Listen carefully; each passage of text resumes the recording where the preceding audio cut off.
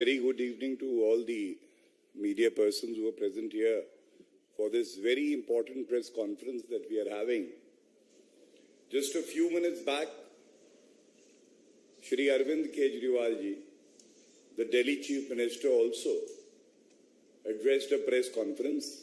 Shri Arvind Kejriwal ji, Delhi के जो मुख्यमंत्री हैं, उन्होंने जो कल अध्यादेश आया है उस पे एक प्रेस वार्ता करी है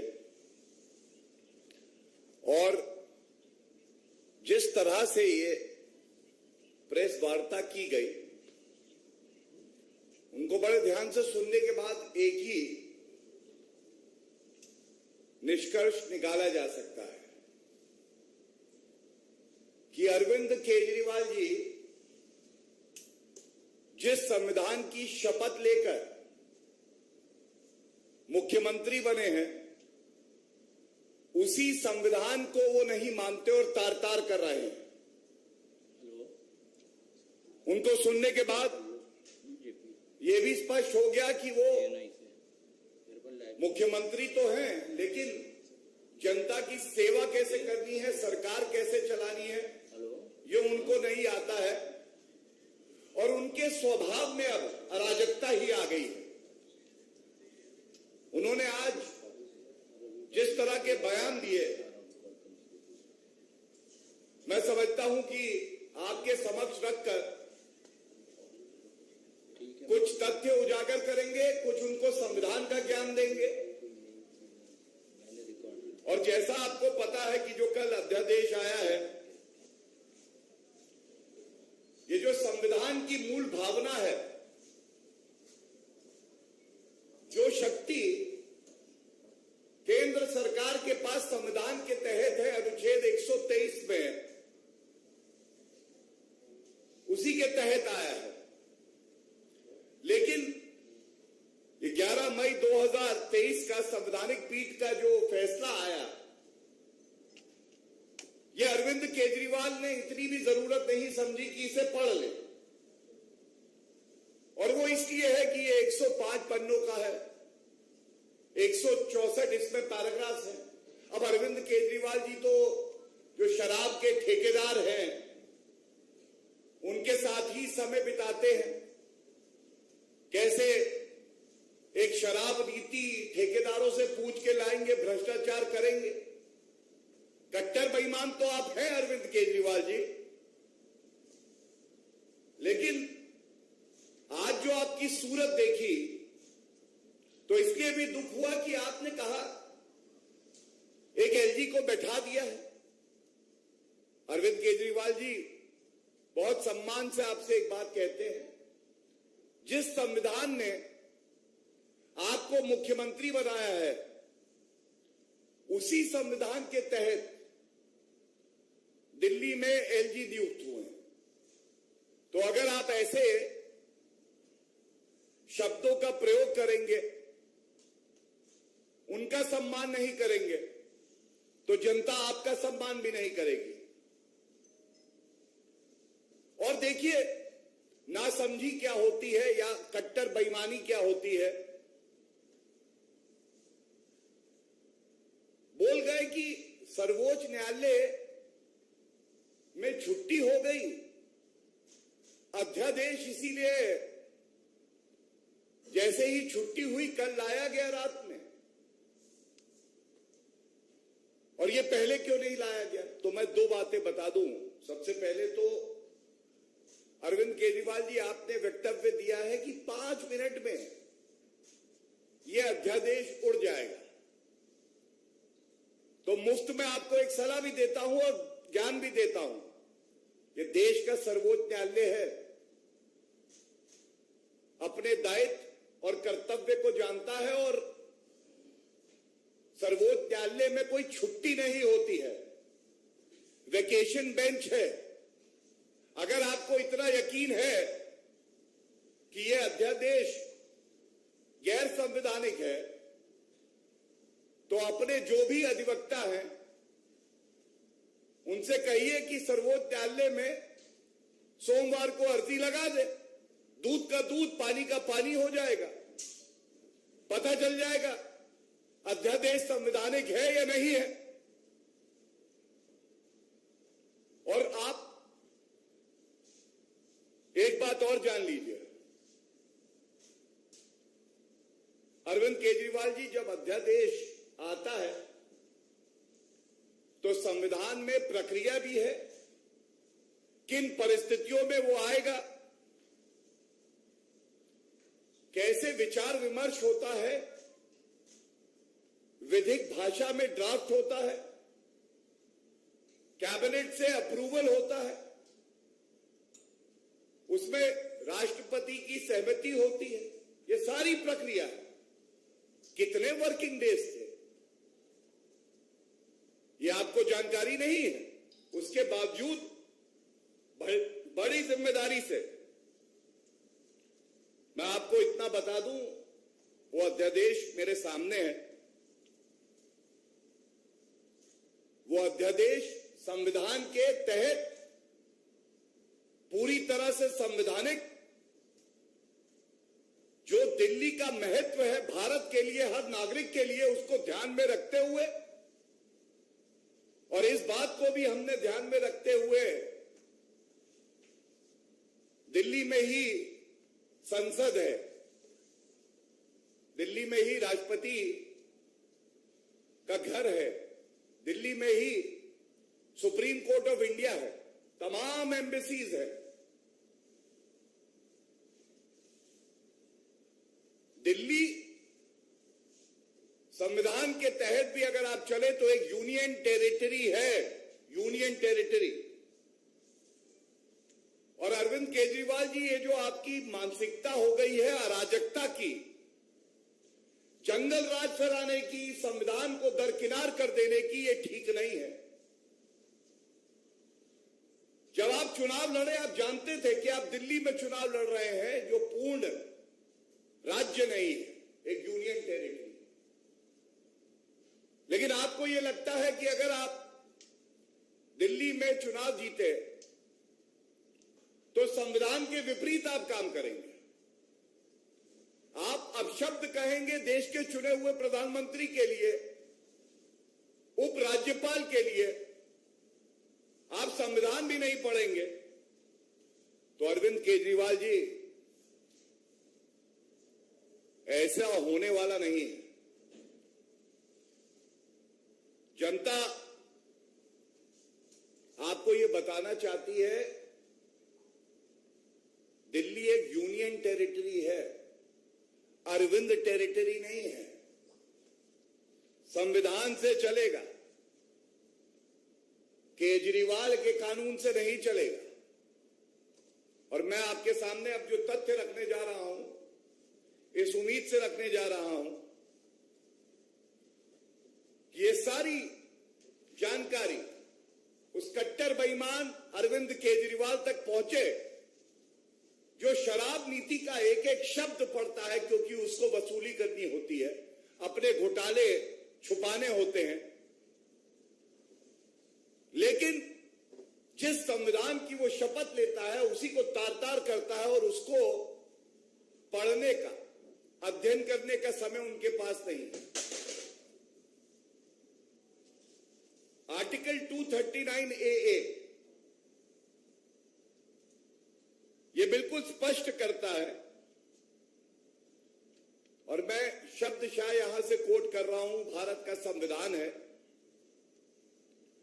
and all other matters relating to the functioning of the legislative assembly shall be regulated by law made by parliament।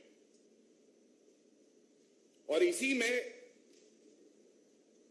239 AA 7 है, A, Parliament may by law make provisions for giving effect to or supplementing the provisions contained in the foregoing clauses and for all matters incidental or consequential thereto। There is a delicate scheme for the Union Territory of Delhi, and the scheme is approved by the Parliament, by the Constitution of our country, to maintain a balance between the elected government, which has a very definite role here, but also keeping in mind importance of the national capital. And it can't be said that if there is an elected government, it would destroy the spirit of the Constitution just to hide their own corruption. It would harass, it would threaten various government officers. आप प्रताड़ित करेंगे, डराएंगे, धमकाएंगे उन अफसरों को जो आपको रोकते हैं कि फाइलें चुरा के मत लेके जाओ शराब घोटाले की, जो अपना कार्य कर रहे हैं, जो आपको ये बता रहे हैं कि शीश महल में आपने घोटाला किया और आप आम आदमी पार्टी नहीं है, अपराध अराजक पार्टी है, अपराध अराजक पार्टी। और मैंने क्यों आपसे ये बात कही कि एक बार कम से कम संवैधानिक पीठ का वो फैसला पढ़ लिया होता जिसके कुछ मुख्य बिंदु आपके समक्ष रख रहा हूं, शब्दशः कोट कर रहा हूं उस फैसले से। इस फैसले में बिल्कुल स्पष्ट लिखा है, in the absence of a law or provision of the Constitution, the executive power of the Lieutenant Governor acting on behalf of the Union Government shall extend only to matters related to the three entries, जो three entries दी हुई हैं, law and order, police and land। और उसके बाद जो अब पढ़ रहा हूं ये सबसे जरूरी है।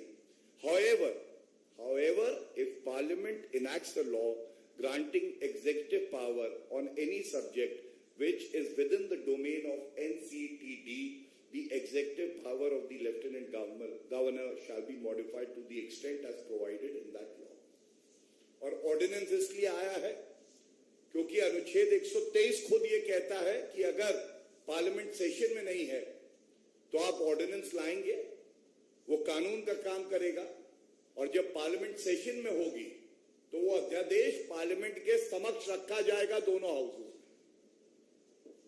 लेकिन ये अरविंद केजरीवाल को नहीं पता है। और एक और बात बताना चाहता हूं मैं उनको, जो निष्कर्ष इस फैसले में आया है अंत में, उसमें बिल्कुल स्पष्ट उन्होंने कहा है, the executive power of NCTD with respect to entries in list 2 and list 3 shall be subject to the executive power expressly conferred upon the union by the Constitution or by a law enacted by Parliament। मुख्य बिंदु क्या है? केंद्र सरकार के पास शक्ति होनी चाहिए, संविधान के तहत वो है। अगर उस शक्ति का इस्तेमाल करके एक कानून आएगा तो वो कानून मान्य होगा अरविंद केजरीवाल जी के लिए भी, क्योंकि संविधान के तहत ही दिल्ली को सरकार को चलना है। अध्यादेश आया, कानून आ गया है, और ये कानून जनता के हित में ऐसे है कि आप अपने घोटाले जो उजागर हो रहे हैं उसके तथ्य इकट्ठे ना हो जाए तो आप अफसरों को डरा रहे हैं, धमका रहे हैं। आपका इतिहास भी ये रहा है कि आपने तो दिल्ली के पूर्व चीफ सेक्रेटरी को नहीं छोड़ा था, मारपीट करी थी। तो आज अगर उनको स्वतंत्र रूप में काम करने के लिए एक कानून आता है तो आपको दर्द क्यों होता है, ये सवाल आपसे जरूर पूछा जाएगा। और मैं सुन रहा था, इन्होंने कहा कि भद्दा मजाक है। अरविंद केजरीवाल जी, भद्दा मजाक ये है कि आप दिल्ली का चुनाव लड़ते हैं और जिस संविधान की शपथ लेते हैं, ना उस संविधान को पढ़ते हैं, ना सर्वोच्च न्यायालय के फैसले को पढ़ते हैं, और आपको ये लगता है कि तानाशाह अरविंद केजरीवाल जो कह देगा वो देश के संविधान से ऊपर होगा। ऐसा होगा नहीं अरविंद केजरीवाल। मैं यही कह के अंत करूंगा। आपका वक्तव्य सुना, आपने कहा हम लोग बड़े छोटे लोग हैं, जनता तय कर लेती है कौन छोटा है कौन बड़ा है। लेकिन जो आपकी सोच और विचारधारा बाहर आ रही है, आपकी सोच और आपकी विचारधारा वाकई बहुत ही छोटी है, संविधान विरोधी है और अराजक है। ये मैं बड़ी जिम्मेदारी से यहां कह सकता हूं। धन्यवाद।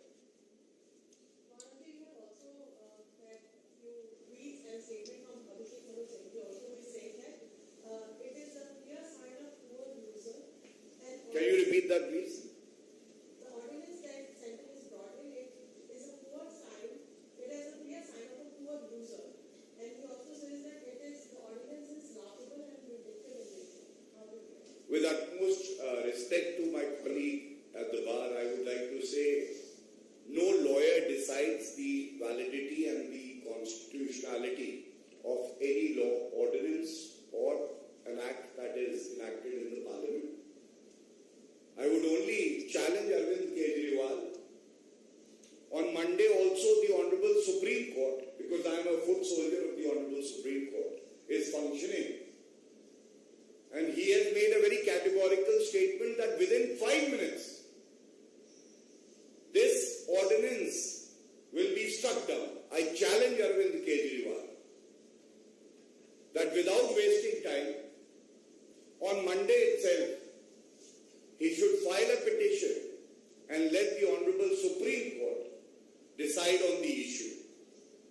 Speaking for the Bharatiya Janata Party, there are well-founded reasons protecting the officers, ensuring that interest of the elected government, but at the same time, the interest of every common man who believes that the capital belongs to him or her also is protected, and whatever has been done within the constitutional framework and as per the observations made by the Honorable Supreme Court in the judgment that has been delivered.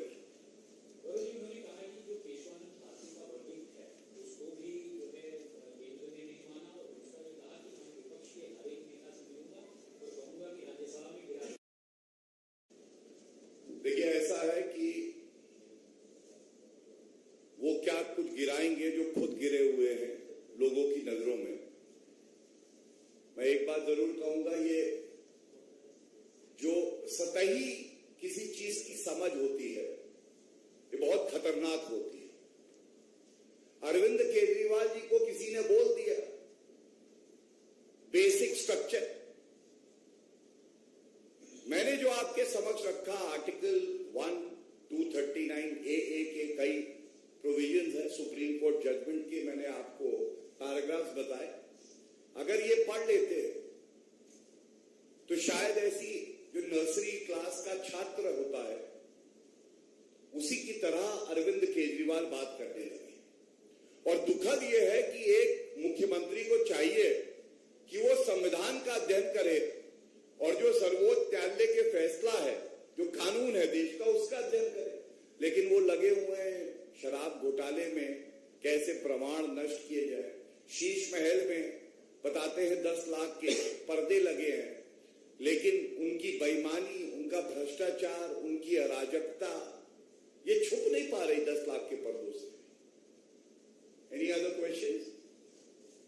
Thank you.